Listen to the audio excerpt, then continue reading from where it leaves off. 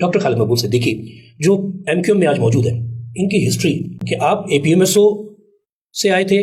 مجھے ضرورت نہیں پڑتی ہے کہ میں یاد دلاؤں کہ میں پرانا ہوں نیا ہوں, صلاحیت ہے نہیں ہے, میں کیسے ذمہ دار بنا, کون میرے انڈر میں رہا.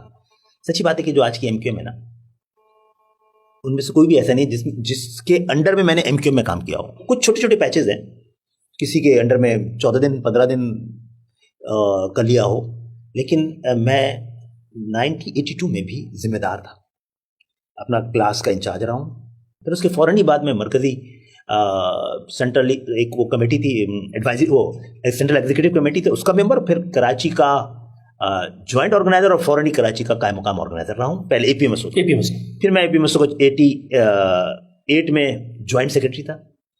89 سے 8 اکتوبر 1989 سے لے کر اور 11 جون 1997 تک میں اے پی ایم ایس او کا چیئرمین رہا ہوں. جب میں ہٹ رہا تھا نا تو اے پی ایم ایس او کی پوری مدت میں سے آدھے سے زیادہ وقت میں چیئرمین تھا, یہ تو ہے. لیکن جب میں اے پی ایم ایس او کا چیئرمین ہی تھا تو مجھے 1993 میں جو رابطہ کمیٹی بنی تھی ہمدردوں میں مشتمل, اس میں بعد میں ایم کیو ایم کے لوگ بھی آئے, تو اس کا پہلا ایم کیو ایم کا کارکن انچارج ڈپٹی کنوینر مارچ 93 میں بنا ہوں. اور اس پوزیشن میں 2003 تک رہا ہوں, یعنی 10 سال. ہاں ان 10 سالوں میں پاکستان میں اتنے عرصے نہیں, یہ کراچی میں نہیں رہا. مجھے 6 جون کے بعد 2.5 سال کی پونے 2 سال کی روپوشی پنجاب میں کے پی کے میں اور بلوچستان گزارنی پڑی. میں 90 میں کھڑا ہوا کہ اسی وقت میری عمر بھی ہوئی تھی. حیدرآباد سے الیکشن لڑا. پھر 93 کا اس لیے نہیں لڑا کہ اسلام آباد میں چھپا ہوا تھا. پارٹی نے کہا بھی تھا, میں نے کہا جب میں یہاں آ ہی نہیں سکوں گا تو الیکشن لڑنے کا فائدہ کیا. اور پھر میں ملک سے باہر چلا گیا 95 یو ایس. میں پہلے یو ایس گیا, پھر لنڈن گیا, پھر یو ایس گیا. تو کیونکہ مجھے ویزا میرے پاس امریکہ کا تو تھا, لنڈن کا نہیں تھا, تو پہلے گیا. اچھا اس لیے بھی مجھے بھیجا گیا کہ اس وقت کی وزیر اعظم محترمہ بے نظیر بھٹو وہاں کا دورہ کرنے والی تھی اور یہاں پر ماورائے عدالت قتل ہو رہے تھے. تو گئے, حیدر رضوی تھے وہاں پہ, ٹیکسی بھی چلا رہے تھے, تعلیم بھی حاصل کر رہے تھے. تو ہمارے بھی چند لڑکے تھے بہت اچھے خاصے تھے, تقریباً 6-7 مہینے وہاں رہے. پھر لنڈن گئے, پھر لنڈن سے واپس آئے تو بی بی صاحبہ کی جیسی حکومت گئی اس کے 4تھے روز میں پاکستان واپس آ گیا. اور میں نے کنٹینیو کیا اپنا پارٹی کے انچارج ڈپٹی کنوینر کی حیثیت سے. 97 کا الیکشن پھر میں لڑا حیدرآباد سے, اور پھر وفاقی وزیر بھی بنایا اس وقت 97 میں. وہ کہ میں نے سجیسٹ کیا تھا کہ ڈاکٹر نشاط ملک کو بنایا جائے. 95 میں لندن گیا ہوں مئی میں, اور 6 مہینے پورے کر کے میں نومبر میں امریکہ دوبارہ آ گیا ویزا لینے کے لیے.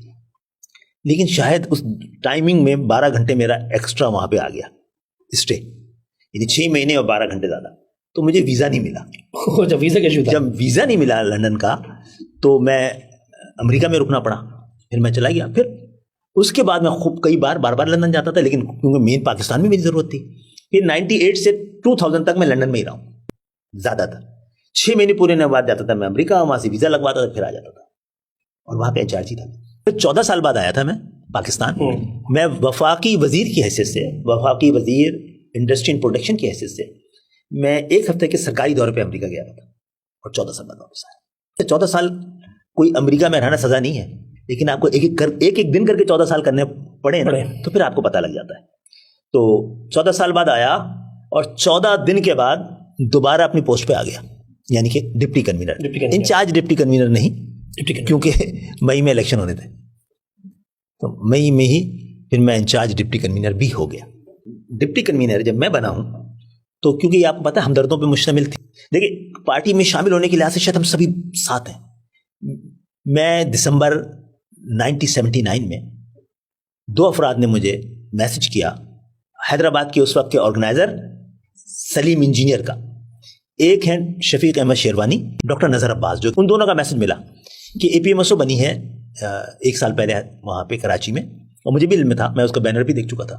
تو ان کی قیادت, ٹاپ قیادت آ رہی ہے, تو آپ لوگ بھی آنا چاہتے. ہم گئے تھے.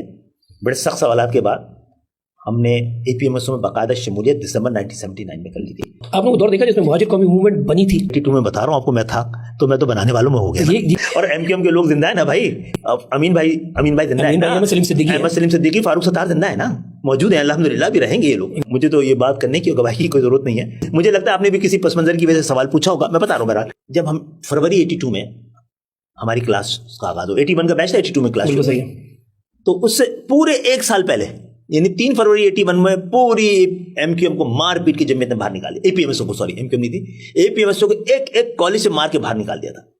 صرف ایس ایم سی بچا تھا, اور ایس ایم سی میں بھی اے پی ایم ایس او کے بعد 2 لاکر ہی تھے بس, اور 10-12 لوگ تھے. تو میں نے جس دن ہمارا انٹروڈکٹری کلاس تھی نا, اس دن بھی میں نے ہینڈ بل بانٹا ہے. پھر میں وہاں کلاس انچارج بھی رہا, انہوں کے پہلے نشر و اشاعت رہا, کلاس کا, پہ کلاس انچارج رہا, پھر میں وہاں کا ایس ایم سی کا, یعنی کہ ہر ایک اینٹ کر کے یہاں تک پہنچے, ایسی پیراشوٹر میں سے نہیں ہے. Exactly. اچھا, پھر کوالٹی ٹائم گزارا یا نہیں, یہ بھی تاریخ بتائے گی نا.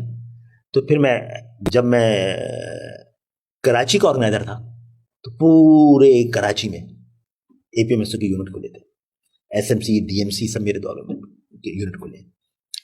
تو اس کی وجہ میں نہیں تھا, اس کی وجہ ایم کیو ایم تھی. ہر شخص کی کامیابی کے پیچھے ایم کیو ایم ہوتی ہے. بہت ہی احسان فراموش لوگ ہوں گے جو اپنی کامیابی کو خود سمجھیں. ایم کیو میں رہتے ہوئے بھی ایم کیو ایم کی ایک کامیابی کے پیچھے ایم کیو ایم رہی ہے. ہم سب کو موقع ملا ہے. تو پھر میں وہاں کراچی کی اے پی ایم ایس او کا آرگنائزر رہا. پھر میں جوائنٹ سیکرٹری بن گیا مارچ 88 میں.